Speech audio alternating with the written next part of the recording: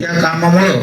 गावाला एक वेगळ्या प्रकारच्या विकासाच्या दिशेनं आपल्याला या ठिकाणी नेता येईल। तर याच्यातून विविध ऑफिसेसच्या माध्यमातून किंवा गावकऱ्यांच्या माध्यमातून या ठिकाणी आपल्याला हे सर्व कामे करायची आहेत। या सर्वांमध्ये आपण सर्वप्रथम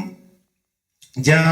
विभागांचं सहकार्य आपल्याला भेटणार आहे याच्यामध्ये गट विकास अधिकारी, पंचायत समिती जालना, उप अभियंता, उपविभाग जालना, त्याचप्रमाणे उपाभियंता, उपविभाग जालना, तालुका वैद्यकीय अधिकारी जालना, गट शिक्षण अधिकारी जालना, बाल विकास प्रकल्प अधिकारी जालना, पशु विकास अधिकारी जालना, या सर्वांचं या कामी आपल्याला सहकार्य घ्यायचं आहे आणि शासनाने ठरवून दिलेल्या निकषाप्रमाणे आपल्याला ही विकास कामे यापुढे हातात घ्यायची आहेत। तर ही विकास कामे करण्यासाठी आपल्याला शासनाने अभियान तर राबवले 17 सप्टेंबर ते 31 डिसेंबर, परंतु या अभियानासाठी काम करत असताना असा कोणत्याही प्रकारचा स्पेशल फंड किंवा पैसे त्या ग्रामपंचायतला दिलेले नाही। फक्त अभियानाच्या अंतर्गत गावानं ते काम करून